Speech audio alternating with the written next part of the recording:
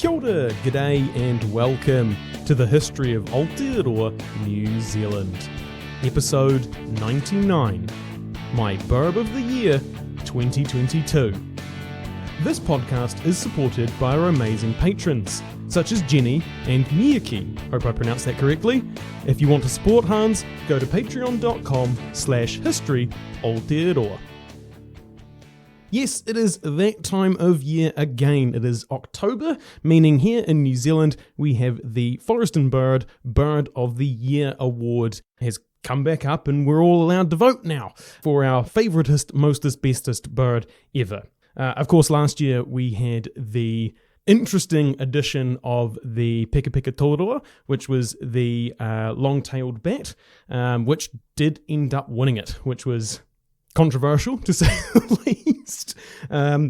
But this year, the bat has either been banned or voluntarily not stood up again, depending on who you ask. And also the kakapo has also been disbarred from entering this year as well, as it has won twice already. So they determined that it was no longer allowed, or at least not this year anyway, to win for a third time.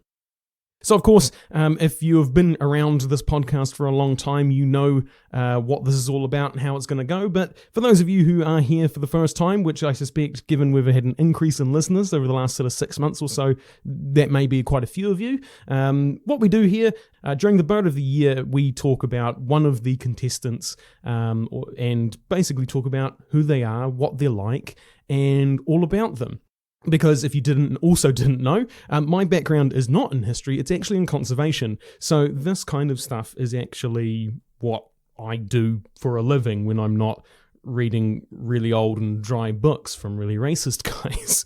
So this is actually kind of part of my wheelhouse of what my, I guess you could say what my formal training is and what my day job is. So this is kind of, I guess, just to give you another aspect of kind of New Zealand culture, New Zealand natural history, they might say, and just to generally teach you about something that's interesting and unique about New Zealand, which most people, you know, when they think about interesting and unique things about New Zealand, one of the things at the top of the list is usually the environment, the birds, and that sort of thing. So today, we're going to talk about what Forest and Bird have deemed an underbird, which is a lesser known bird, I guess a bird that you wouldn't, you know, most people wouldn't know about. You know, we've talked about kakapo, takahe, you probably know. What we're going to talk about today is the Mātātā, or the Fernbird in English. The Latin name, or I guess the scientific name is Pudaites punctatus, which I probably have not pronounced that correctly because I'm not very good at Latin or Greek. So this is a bird that is endemic to New Zealand, which is the kind of level above native, if you will. Native means that it is naturally found here.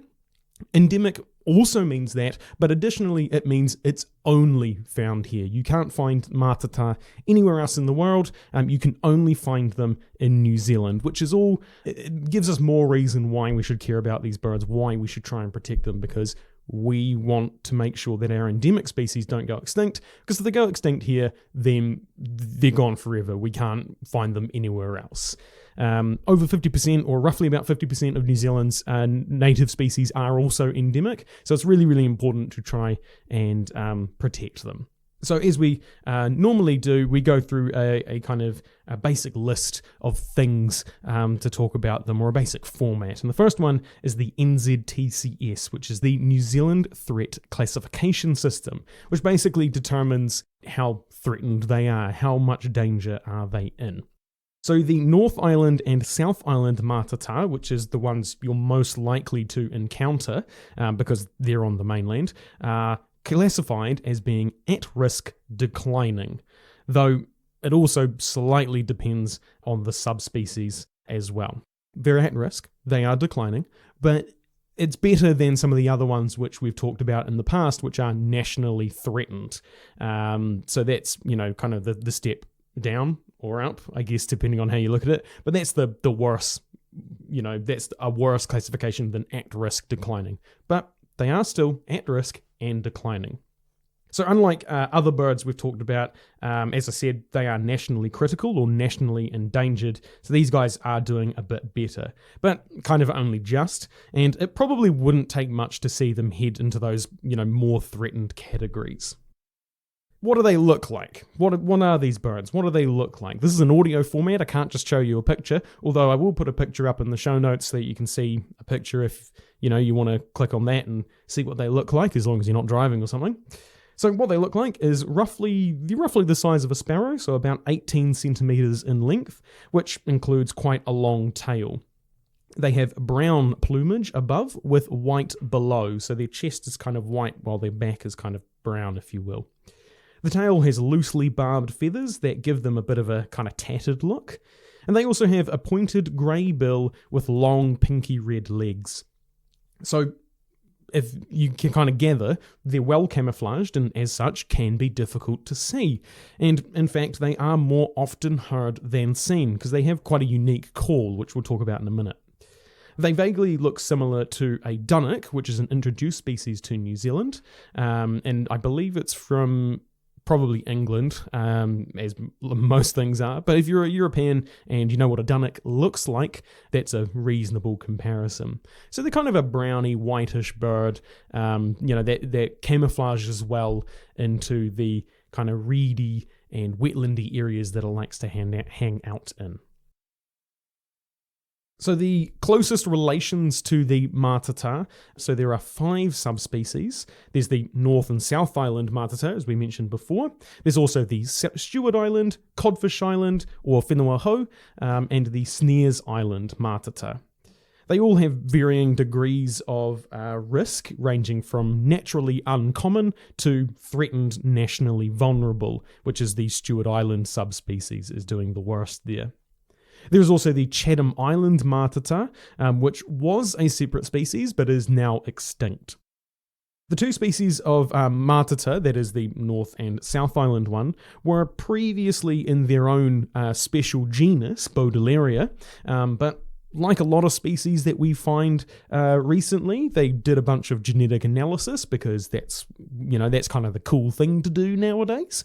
And they found that they were actually more closely related to the Australian spinifex bird and to 2 grass bird species that are found in Australia and New Guinea.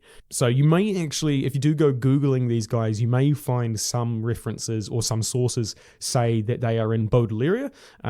Just know that that would indicate that source perhaps isn't quite as up-to-date as you might expect. So, calls. What does it sound like? Birds make lots of noise. These birds, I guess, do make a reasonable amount of noise. Not quite perhaps as much as, say, a tui or rero, or perhaps a kakapo making his booming noise, but they often hang out in pairs and they'll call back and forth. So that's usually what you're hearing.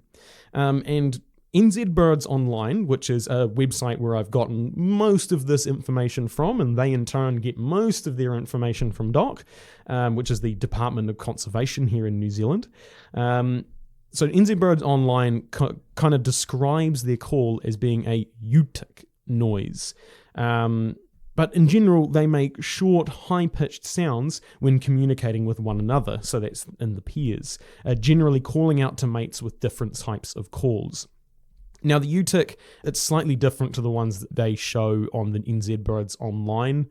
The ones on the website, which we'll play in a minute, they're quite short, sharp, and you get sort of like a one click and then the other really quickly.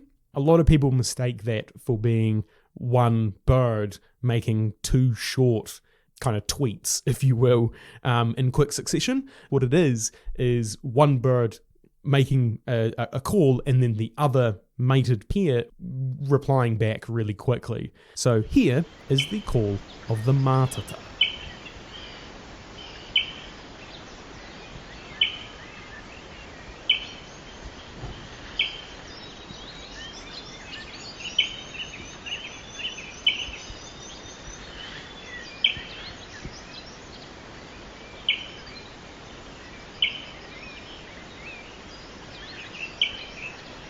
So the next thing we'll talk about is what do they eat? Birds eat all sorts of different things. These birds in particular could probably be described in one word, which is insectivore, which is pretty much what it sounds like. They eat insects, or rather they eat bugs. They don't eat exclusively insects. They do like to eat things like caterpillars. They'll eat flies, beetles, moths, and they'll eat spiders as well. But pretty much any sort of small invertebrates that they find, bugs and things, that's all fair game to them, really. They have also been known to eat things like seeds and fruits, but they're not quite as keen on those. Bugs seem to be their more preferred diet. There's even one case of a Mātātā eating a skink, which is quite interesting considering most skinks in New Zealand are probably too big for them. So it must have been perhaps a baby skink, but that was probably more an exception, perhaps a opportunistic kill, if you will, an opportunistic feed, rather than a something that they would regularly eat. But by and large, they eat bugs and that sort of stuff. Where do they live? So rather than, I normally split this into where do they live and what's their habitat. So for where do they live, where do we find them in New Zealand? So they're common on the west coast, that is the west coast of the South Island, and there are pockets in Northland and Stewart Island. They did used to be common in Wairarapa, Wellington, and Canterbury, but they're not found there any longer, except for one place in Wellington. Although having a chat to one of my workmates, he used to work for Doc for a very long time, he does tell me that they can be found in one other place in Wellington as well. So again, that information might be slightly out of date, although that is, to be fair, anecdotal evidence, so maybe shouldn't be trusted quite as much. But by and large, you don't find them in Wairarapa, Wellington, or Canterbury. They are also common on Great Barrier Island and have been introduced to Tiritiri Mātangi, which is where you find a lot of birds that have been translocated to islands. The first year we did Bird of the Year on this podcast, we talked about the hihi, and that is also found on Tiritiri Mātangi as well, if I remember correctly. But they're mostly absent from the islands off the coast of the North Island, as well as the Marlborough Sounds and Fiordland. So they're only really found in very specific areas, and that kind of leads into their habitat and why they're only found in these specific areas. And I kind of mentioned it before, but they are found in dense, low wetland vegetation. So they're like a very specific kind of habitat, the reeds and things that do well in wetland environments and that sort of thing. They are known to like dry shrub and tussock habitat, which is only really in the far north and outlying islands. They're also keen on reed beds in salt marshes, which are mostly found in the west coast, Otago and Southland, and they also like dense kia, which is near Haast. So again, areas that are quite wet, they like to hang out in plants that are tightly packed and do well, partially submerged in water, basically. And we'll get into the kind of threats and that sort of thing. But if you're even kind of halfway or even got a little toe dipped into the ecology space or into the conservation space and that sort of thing, the very obvious threat is their loss of habitat. Wetlands are probably, if not the most threatened habitat, possibly in New Zealand, possibly the entire world. Wetlands don't do well with urban areas. You can't build towns and buildings and things on wetland. They don't tend to last very long, so they're usually, the first to go, being not very productive, at least not productive in the sense of, shall we say, Western capitalism. So they do, that specific area or that habitat that they do like is quite under threat. So that already is quite a big thing. So that leads quite nicely into how many are there? What's the population like? And unlike a lot of other birds, where a lot of studies have been done to find out, how many are there, how bad are they doing or how well are they doing. Mātātā don't really have that. I guess no one's really taken perhaps enough of a interest, or perhaps there's just, classically there's just not enough funding for anyone to go out and really find this out in a really large and I guess more meaningful way. There have been some studies made or some estimates made, but not a huge amount. So, for example, there's potentially 1,500 pairs on Snares Island, which is about 8 pairs per hectare. Yeah, I mean, I don't really know how many Mātātā are meant to be in an area, so 8 pairs seems low. I guess for a bird that's only 18 centimeters long, which is not very long. That includes the tail. The 8 pairs per hectare doesn't seem like a lot, considering a hectare is a reasonably large amount of area.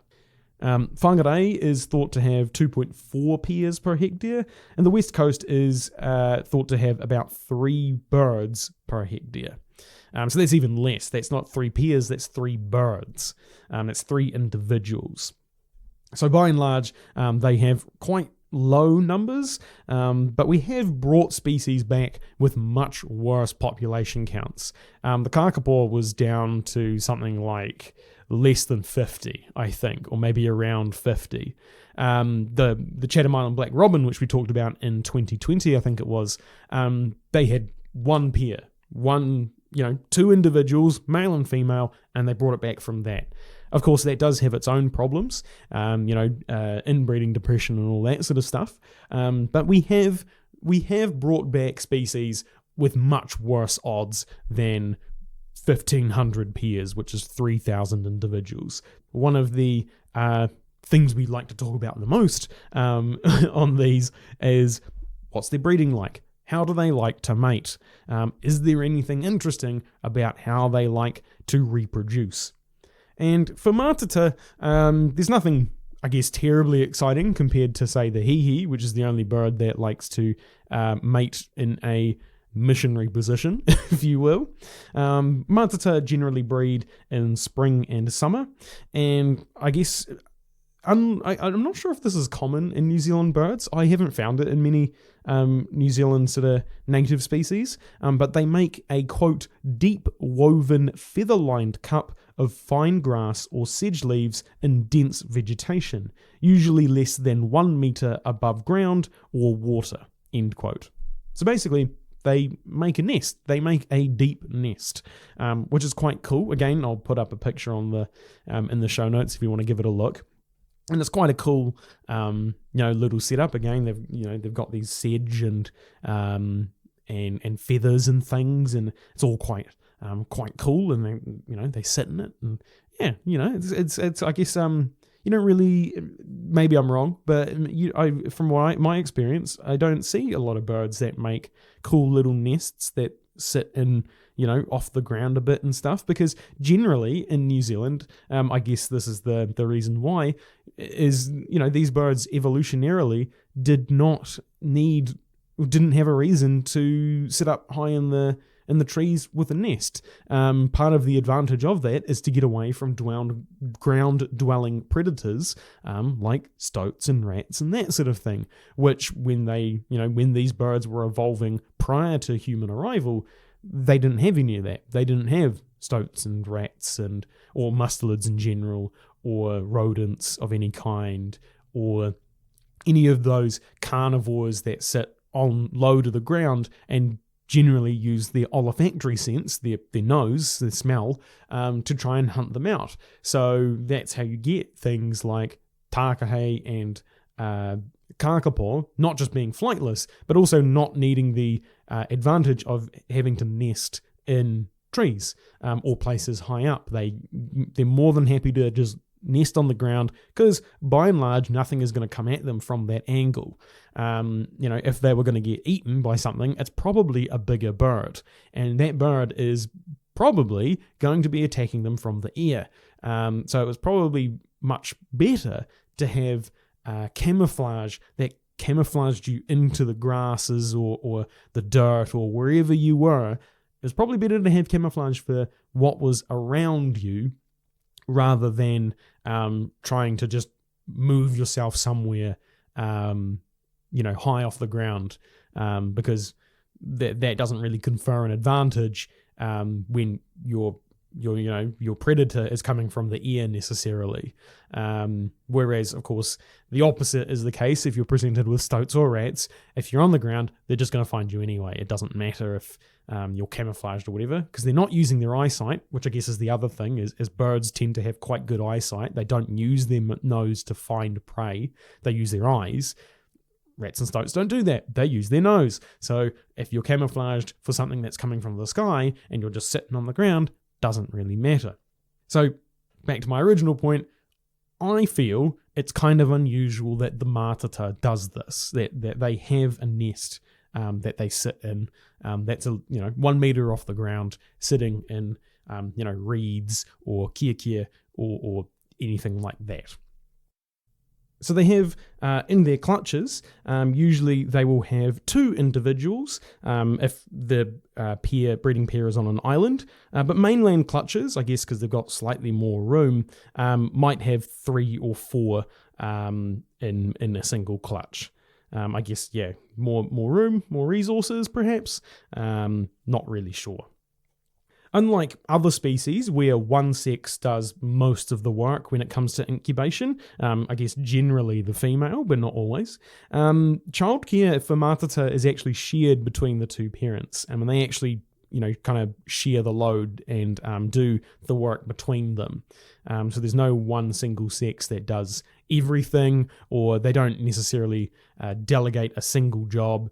Where the female sits on the eggs and the male goes out and finds food. There's a bit of chopping and changing, a bit of sharing of the work and that sort of thing. Which, of course, in human society, that's how it should be. So these guys have also adopted that as well.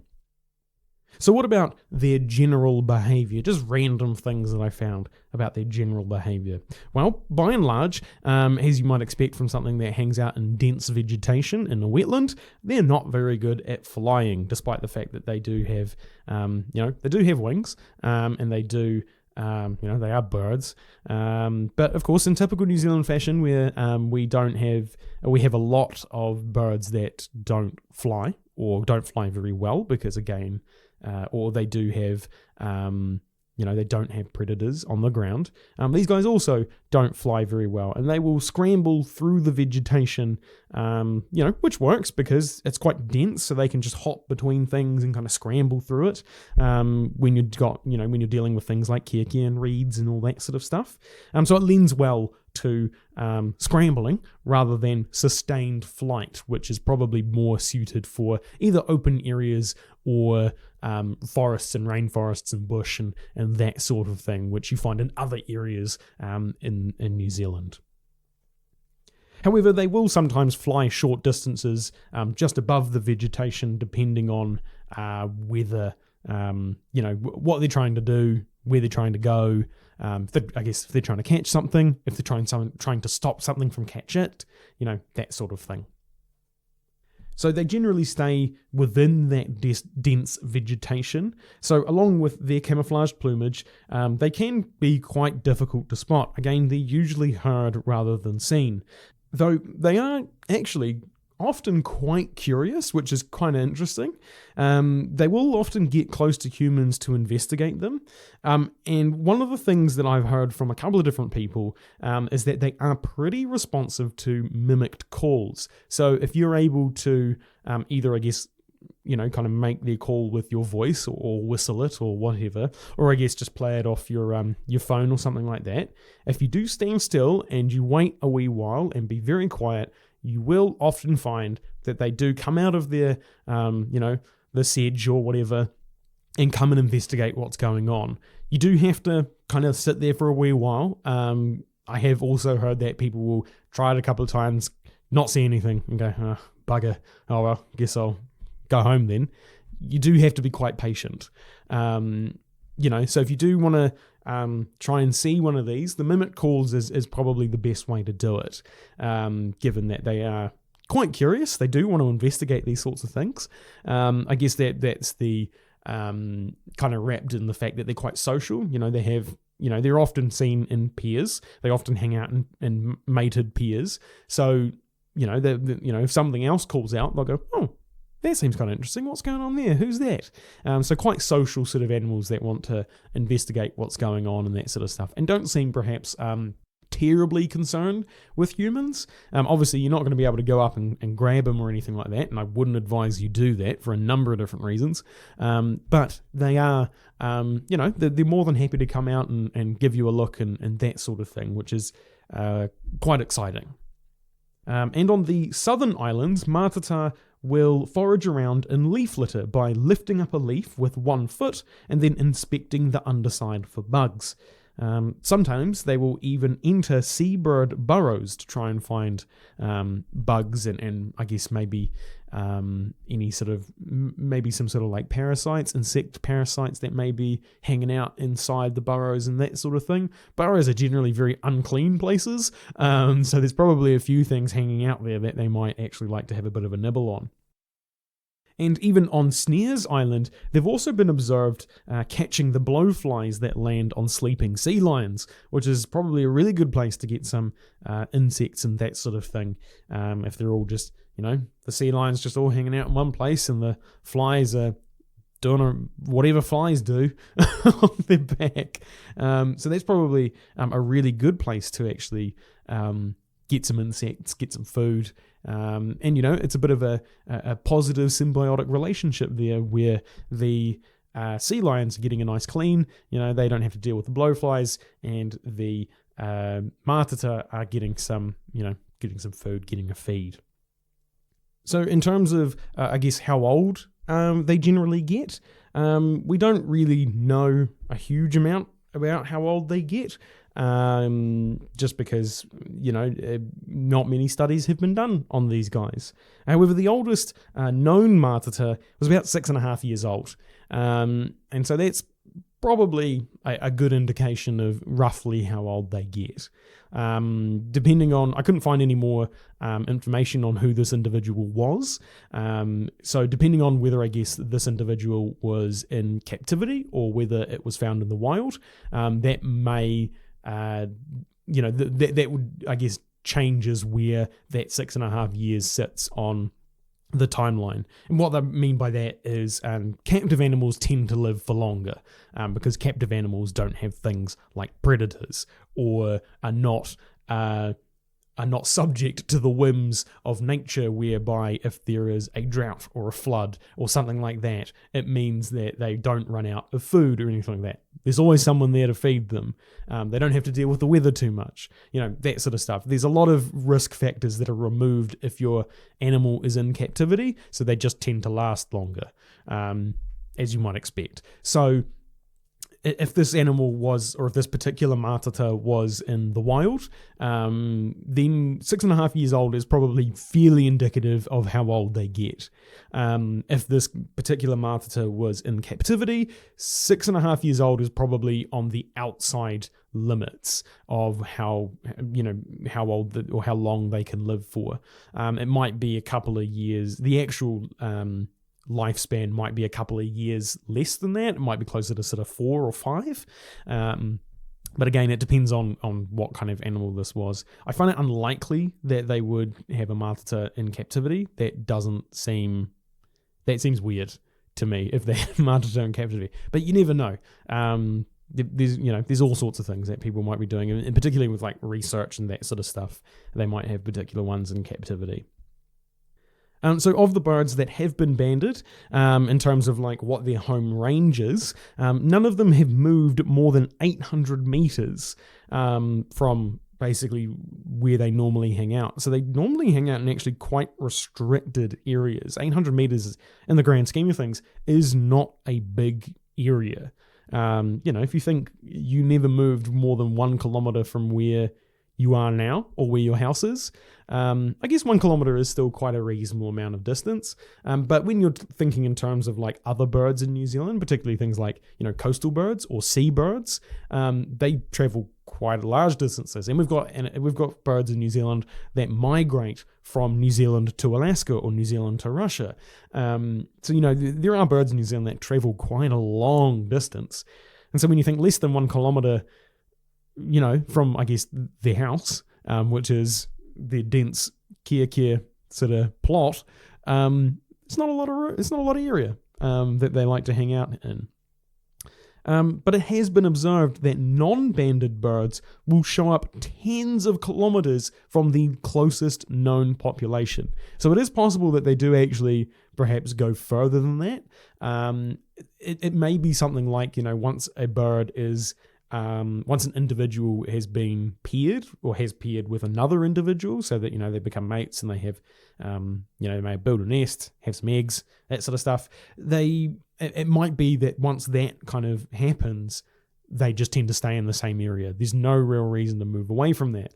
But it might be, say, younger sort of single males, if you will, might decide, actually, I'm going to move further away in search of better hunting grounds, more, different mates, that kind of thing. Again, these guys have not had a lot of study done on them, so it's possible that all of this could, if time, money, that sort of stuff was invested, we may figure out why this has occurred, or maybe they already have and I just couldn't find it. That's also entirely possible. But yeah, it could be things like that as to why that's occurring. Is, hey, maybe they just, it's different life stages, if you will, which isn't terribly uncommon in lots of different animals, where we find, younger single individuals tend to roam around a bit more and tend to be a bit more adventurous, if you will, compared to other individuals who have a settled home life, shall we say. So what about their research and recovery? So as I kind of mentioned a bit earlier, being a wetland bird, you may have guessed that one of their key threats is loss of habitat, mostly due to the draining of wetlands across the country. And so, again, wetlands are not terribly conducive to, putting farms on them or putting houses on them or any number of other things that a capitalist Western society might want to do with a plot of land. So draining them is usually what they do. However, that's not very good for anything that lives in there, including the Mātātā. So wetlands are usually one of the first things to go in terms of land, land productivity and that sort of stuff. And so I think only less than 1% of New Zealand's wetland is still around, which is really bad, really, really bad. So we definitely want to be able to bring that back, not just for the Mātātā, but everything else that's in there, as well as the fact, climate change is increasingly becoming more and more of a thing, and wetlands do really well in kind of stabilizing, the land and coastal environments and that sort of thing. They do a lot of different jobs in terms of how the structure of the land, the integrity of the land, when it comes to things like if there's a storm or, if there's I think even they do stuff with tsunamis and things. There's a lot of stuff that they do that isn't readily obvious. So it's not just because we want to bring back biodiversity. We shouldn't just bring back these wetlands because we want the biodiversity to come back, although that is a reason. They do a lot of other things that, you don't really notice, or perhaps we're only starting to increasingly notice now that climate change is really starting to become more and more of an issue. As with most other animals, I guess, native animals in New Zealand, that one of the key threats is introduced predators, particularly mammalian ones. So all the usual suspects, rats, stoats, possums, all sorts of other things come out and eat their eggs, or sometimes the birds themselves. Stoats would definitely be capable of eating a fully grown adult Mātātā. Rats, yeah, probably not. Depends, I guess, on the size of the rat. I've seen some pretty big fucking rats in my time. So I'd say it's possible, but unlikely. They'd probably go more for the eggs.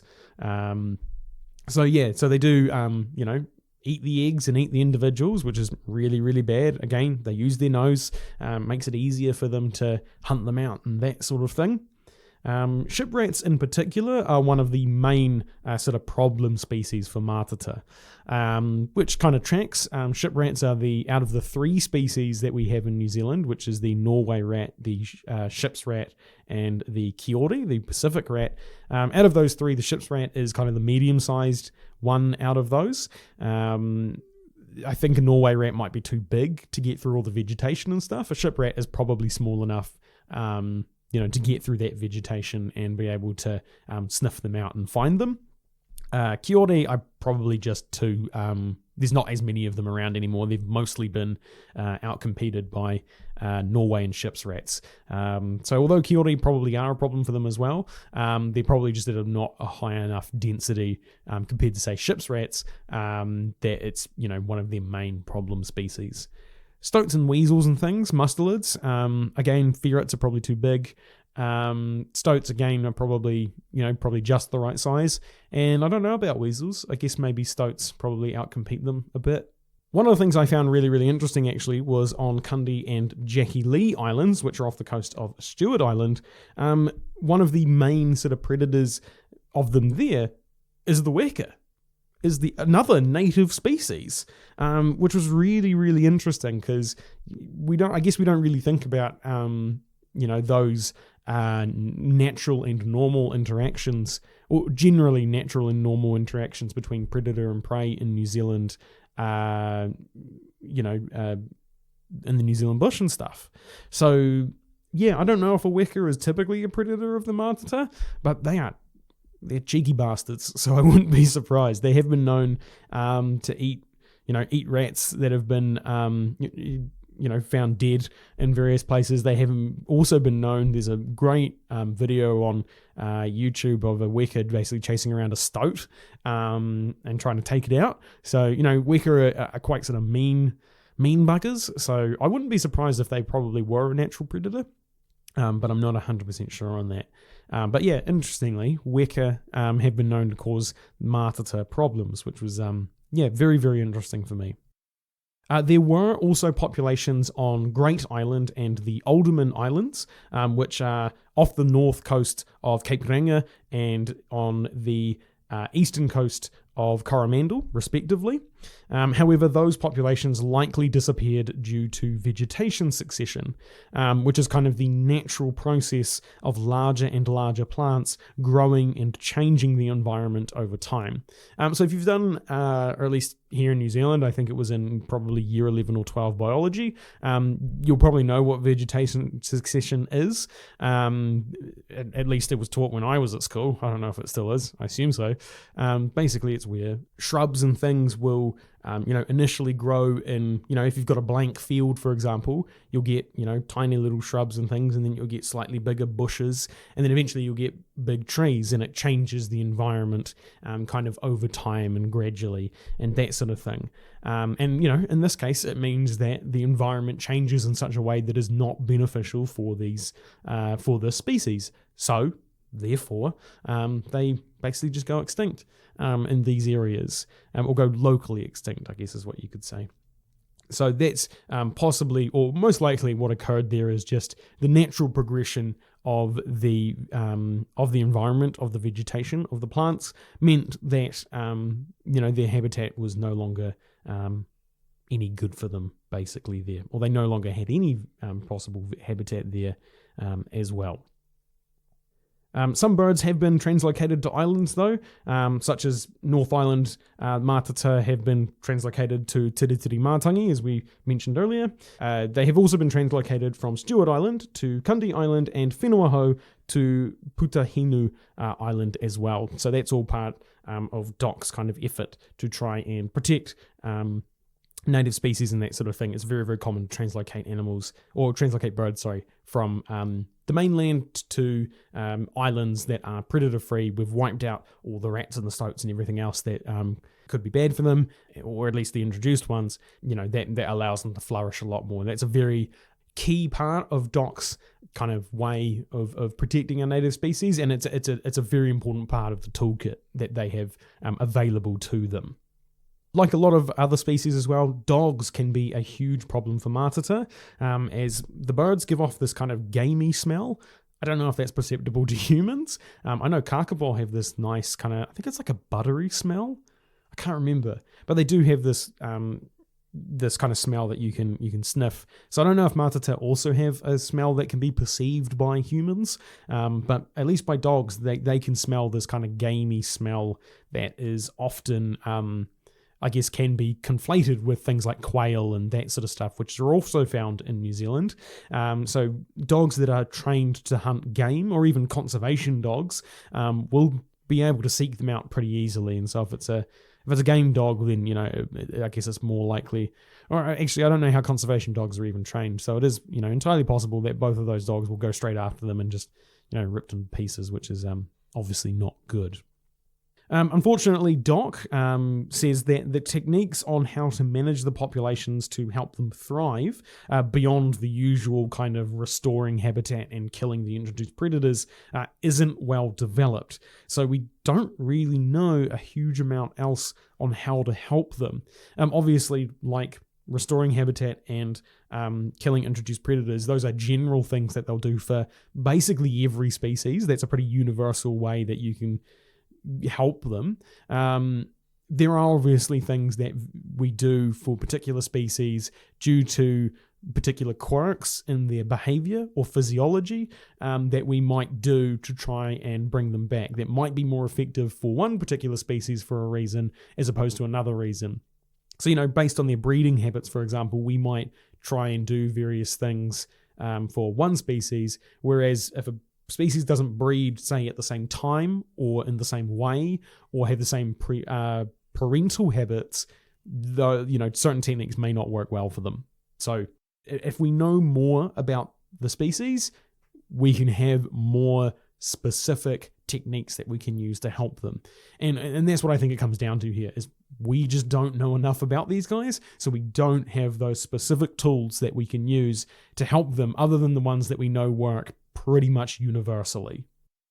However, we do know that restoring wetlands and doing predator control helps them a lot, which is awesome.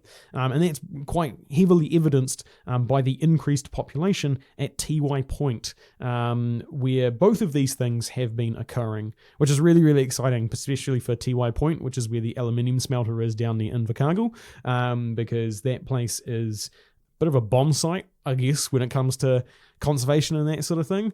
Aluminium smelters are not known to be very conservation friendly, especially if you're listening to this at time of recording and anyway aware of what's going on down there and how Tiwai has conducted itself in terms of the environment.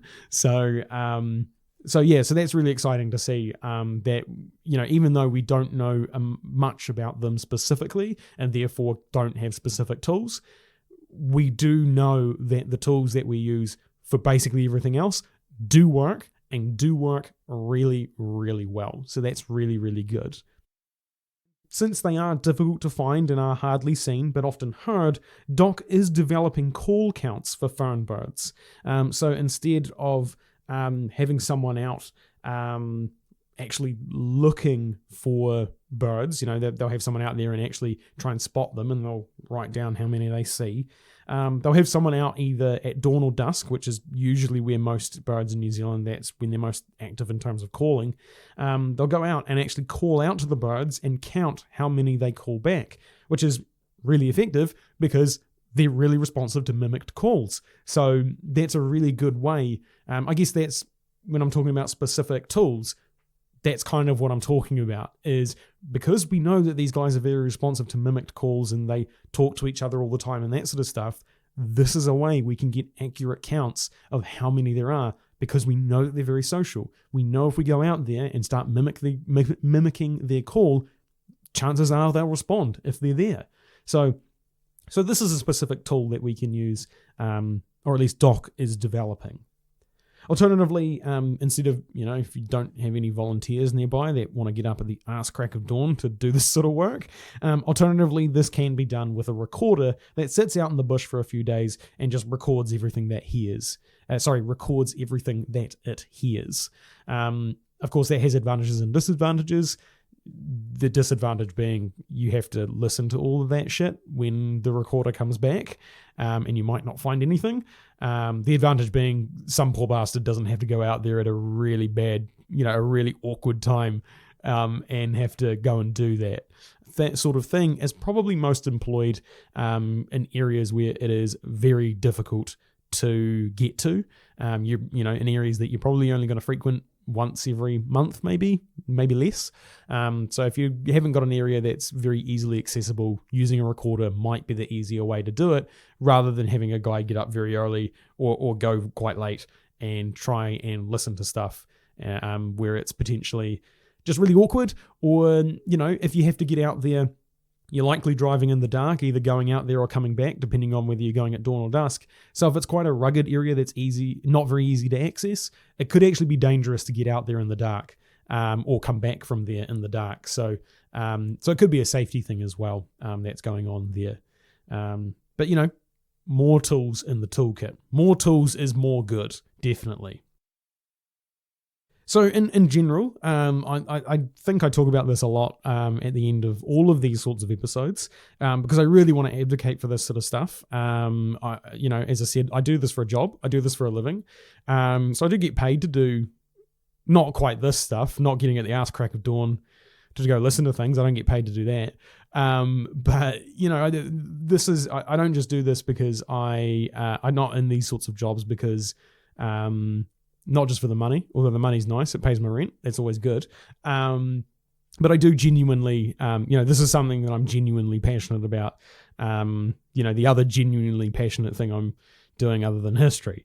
So I do want to encourage people to get involved and help. Even if it's not getting involved with the Mātātā, getting involved with conservation in general, engaging with nature, trying to help bring it back. Because in New Zealand in particular, there's a lot of good work going on out there, but it is also, on the other hand, really fucking dire.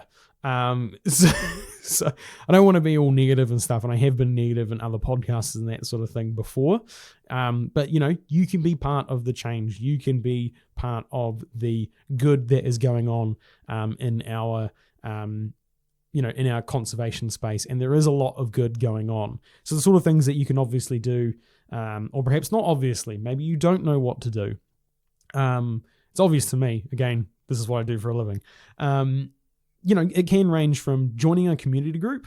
There's lots of community groups throughout the country, heaps, and they all are trying to do various things with trying to bring back birds or trying to bring back other species or lots to do with plants. My specialization, I guess, isn't to do with plants quite as much. My space is more trying to kill introduced predators. That's where my field is. But there are lots that are trying to bring back native plants and things. So if you're not a zoology guy, if you're more of a botany sort of person, there's all that stuff you can get involved with as well. There's lots of people doing that. But there's lots of community groups doing things like weeding, planting, predator control, all sorts. You can be the person that's going out there, encourage, trying to get out there and recruit more people. Or, trying to, of course, if you're so way inclined, you can be the one out there checking traps or doing the weeding. It's not glamorous work, but someone's got to do it. If you don't have any sort of, transferable skills that perhaps could be of use, a pair of hands is worth quite a lot to these sorts of people. A reliable and constant pair of hands, someone who they can rely on to go out and do this mahi, do this work is absolutely invaluable to these people. And I can tell you that, from experience, is absolutely invaluable to these people. But even if you can't go out there and do things all the time, there are other things you can do. You can put a trap in your backyard, or you can just keep your cat indoors at night. That's a huge thing you can do. Or keeping your dog on a leash. As I said before, dogs are a really big problem for Mātātā. So keeping your dog on a leash when you're going out into nature also helps a lot. Every little bit helps. And again, even if you're, even if you've got, you can go be the person who goes out there and checks traps and stuff. Or maybe you're a marketing guy. Or maybe you're an you're an accounting sort of person or whatever. These people need all sorts of different skills. If you have a skill that you think they might need, no matter how, minimal you think it might be, go and you want to try and help these people, go out and just get in touch with them. That you might be surprised what they actually need. You don't actually necessarily need, for example, if you're like me, where you're not very good with your hands, you're not very DIY inclined, and that sort of stuff, they don't necessarily need that. If you're more inclined to be someone who's good with numbers, or has a good brain of some kind, or good at marketing, or something else, those are all skills that they need. Those are all things that they will help them. And that's I encourage you to go out and get in touch with these people, because they're really nice people and they really would like your help. And because you're all there for the same reason. You want to help the environment. You want to help conserve these birds and these other animals that you've got going around as well. That's all part of it. You're all passionate. You're all there for the same reason. So if you do want to find any of these groups or have any of these do all these sorts of things, you can usually find them online. They're pretty easy to find. But if you get super desperate, again, I do this for a living. So if you want to flick me an email at the podcast website, that's historyaotearoa.com, I can potentially point you in the right direction. And I'm more than happy to do that. If you do flick me an email, I'll do my best to find someone that's in your area. Otherwise, the next sort of, other logical place you could look is your local DOC office, your local Department of Conservation, at least in New Zealand. They will be able to probably direct you towards people that are doing good stuff as well. And of course, this is a New Zealand specific podcast, so I've harped on about New Zealand community groups.